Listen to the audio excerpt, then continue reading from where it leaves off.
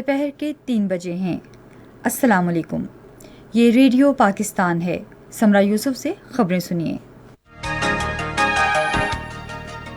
पहले अहम खबरों का खुलासा। वज़ीर-ए-आज़म ने कहा है कि खुशहाली, कानून की हुक्मरानी और आज़ाद खारजा पॉलिसी किसी भी मुल्क की कौमी सलामती के अहम अनासिर हैं। तहरीक-ए-इंसाफ की हुकूमत ने मईशत के पैदावारी शोबों में मौसर पॉलिसियों की बदौलत रोजगार के 55 लाख से जायद मौके पैदा किए हैं। खैबर पख्तूनख्वा में दूसरे मरहले के बल्दियाती इंतखाबात के गैर हतमी और गैर सरकारी नताइज के मुताबिक तहरीक-ए-इंसाफ को बढ़तरी हासिल है। भारत के गैर कानूनी जेर कब्जा जम्मू कश्मीर के जिला शुपिया में भारतीय फौज ने आज रियासती दहशतगर्दी की ताज़ा कार्रवाई में एक नौजवान को शहीद कर दिया। यूक्रेन और रूस अपने अमन मुज़ाकरात आज ऑनलाइन राबते के जरिए फिर शुरू करेंगे। पाकिस्तान और ऑस्ट्रेलिया के दरमियान तीसरा और आखिरी एक रोज़ा बैनुल अक़वामी क्रिकेट मैच कल लाहौर में खेला जाएगा। और अब खबरें तफसील के साथ। वज़ीर-ए-आज़म इमरान खान ने कहा है कि खुशहाली, कानून की हुक्मरानी और आज़ाद खारजा पॉलिसी किसी भी मुल्क की कौमी सलामती के अहम अनासिर हैं। उन्होंने आज 2 रोज़ा इस्लामाबाद सिक्योरिटी डायलॉग के इफ्तिताह के मौके पर कहा कि गैर मुसावियाना तरक्की, अमीर और गरीब के दरमियान बढ़ते हुए फ़र्क और बाअसर तबके की जानिब से वसाइल पर कब्जे से मुल्क कमज़ोर होता है। उन्होंने जोर दिया कि कमज़ोर तबकों की देखभाल और कानून की हुक्मरानी यकीनी बनाकर ही मुआशरा महफूज और कामयाब हो सकता है। वज़ीर-ए-आज़म ने कहा कि आज़ाद खारजा पॉलिसी के बगैर मुल्क अपने अवाम के मफादात का तहफ़्फ़ुज़ नहीं कर सकता। उन्होंने कहा कि मौजूदा हुकूमत आज़ाद खारजा पॉलिसी पर अमल पैरा है और अपने मकासद के हुसूल के लिए ब्लॉक की सियासत का हिस्सा नहीं बनी। हुकूमत को मिलने वाले धमकी आमेज खत का तज़किरा करते हुए वज़ीर-ए-आज़म ने कहा कि किसी को कभी इस तरह से अंदरूनी मामलात में मुदाखलत नहीं करनी चाहिए। उन्होंने कहा कि ये माजी में हमारी कमज़ोरियों और नाकिस पॉलिसियों का नतीजा है कि ऐसा हुआ। उन्होंने कहा कि पाकिस्तान ने माजी में तनाज़ात का हिस्सा बनने की भारी कीमत अदा की है। उन्होंने कहा कि हमने गैर मुल्की मदद हासिल करने के लिए अपने अवाम के मुफादात पर समझौता किया है। वज़ीर-ए-आज़म ने कहा कि वो एक ऐसी पाकिस्तानी फलाही रियासत का तस्वुर रखते हैं जो आज़ाद खारजा पॉलिसी की हामिल हो। इससे पहले कौमी सलामती के मुशीर मोईद यूसुफ ने अपने तासरात में कहा कि हमारी कौमी सलामती की पॉलिसी अमन, ताउन और मईशत पर मबनी है। उन्होंने ये भी कहा कि हम तमाम ममालिक से ताउन के ख्वाहिशमंद हैं। मवासलात के वज़ीर मुराद सईद ने कहा है कि वज़ीर-ए-आज़म इमरान खान ने आलमी सतह पर पूरी उम्मत मुस्लिमा का मुकदमा लड़ा।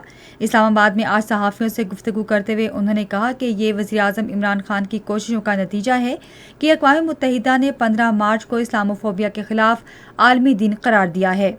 उन्होंने कहा कि गैर खैबर पख्तूनख्वा के अवाम ने तहरीक-ए-इंसाफ की हुकूमत के हक़ में अपना फ़ैसला दिया है।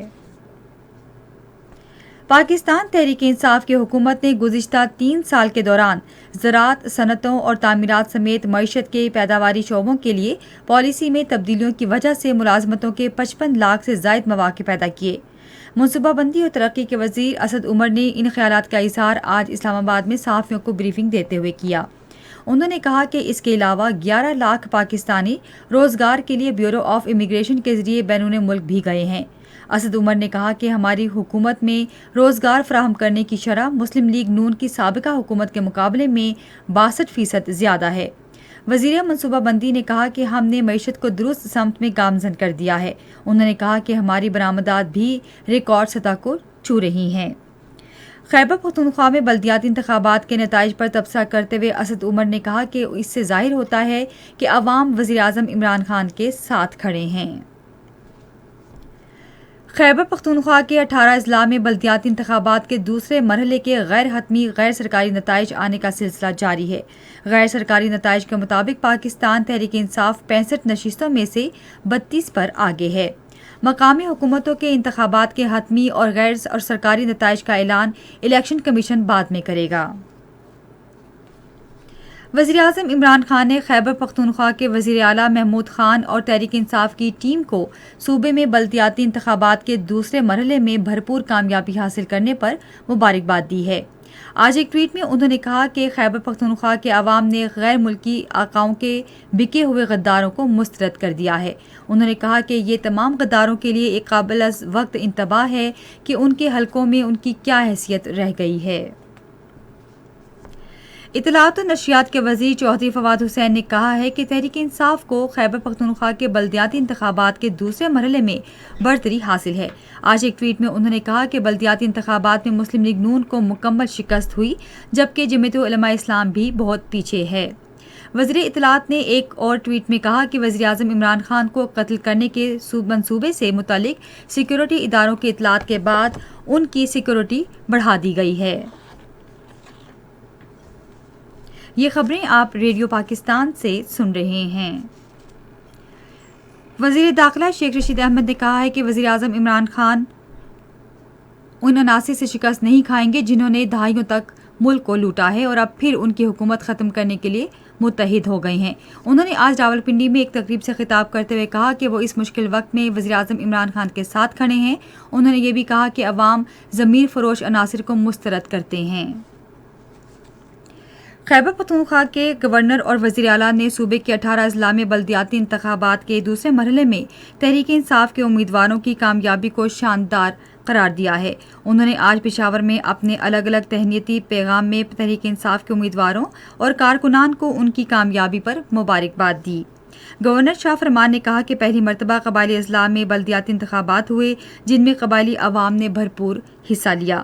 وزیر اعلیٰ محمود خان نے کہا کہ مقامی حکومتوں کے انتخابات کے نتائج وزیر اعظم عمران خان کی پالیسیوں پر لوگوں کا اعتماد ظاہر کرتے ہیں۔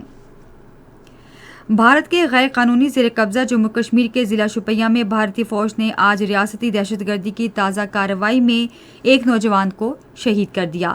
بھارتی فوج اور پیراملٹری فورسز نے ضلع کے علاقے ترکوا گام میں محاصرے اور تلاشی کی کارروائی کے دوران نوجوان کو شہید کیا۔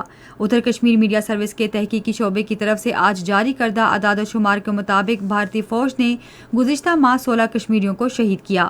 ادارے نے بتایا کہ اس عرصے میں 2 خواتین، بیوہ اور ایک بچہ یتیم ہو گیا۔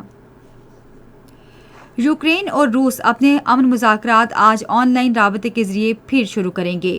یوکرینی وفد کے رکن ڈیوڈ اراخامیا نے سماجی رابطے کی ویب سائٹ ٹیلی گرام پر کہا کہ بات چیت کے دوران یوکرینی اور روسی وفود یوکرین کے صدر ولادیمیر زیلنسکی کی اور روسی صدر ولادیمیر پوٹن کے درمیان ملاقات پر اتفاق کے لیے کوششیں تیز کریں گے۔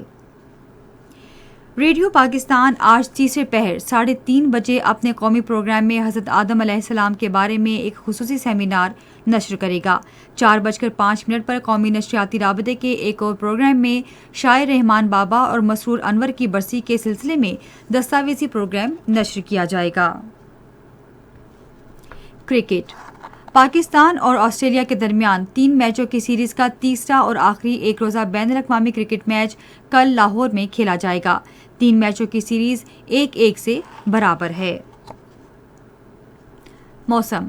محکمہ موسمیات کی پیشگوئی کے مطابق آئندہ 12 گھنٹے کے دوران ملک کے بیشتر علاقوں میں موسم زیادہ تر گرم اور خشک رہے گا۔ ملک کے وسطی اور جنوبی علاقوں میں دن کے اوقات میں درجہ حرارت معمول سے 9 سے 11 ڈگری سینٹی گریڈ زیادہ رہنے کا امکان ہے۔ آج ریکارڈ کیا گیا بعض شہروں کا درجہ حرارت: اسلام آباد اور مظفر آباد 34 ڈگری سینٹی گریڈ، لاہور اور پشاور 36، کراچی 40، کوئٹہ 25، گلگت 28، مری 24، سری نگر، جموں، بارہمولہ اور پلوامہ 24، لیہ 11 اور اننت ناگ اور شوپیاں میں 22 ڈگری سینٹی گریڈ۔ خاص خبروں کا خلاصہ ایک بار پھر۔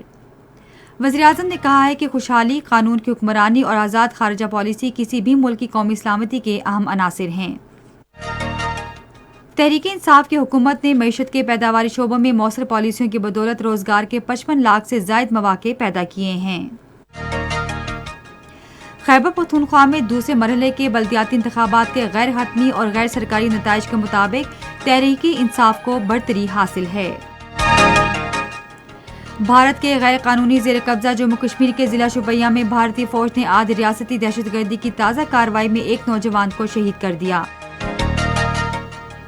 یوکرین اور روس امن اپنے مذاکرات آج آن لائن رابطے کے ذریعے پھر سے شروع کریں گے۔ پاکستان اور آسٹریلیا کے درمیان تیسرا اور آخری ایک روزہ بین الاقوامی کرکٹ میچ کل لاہور میں کھیلا جائے گا۔ خبریں ختم ہوئیں۔ مزید خبروں اور تجزیوں کے لیے آئیے ہماری ویب سائٹ radio.gov.pk پر اور فیس بک کے link radio Pakistan news official پر براہ راست ویڈیو سٹریمنگ بھی ملاحظہ کیجیے۔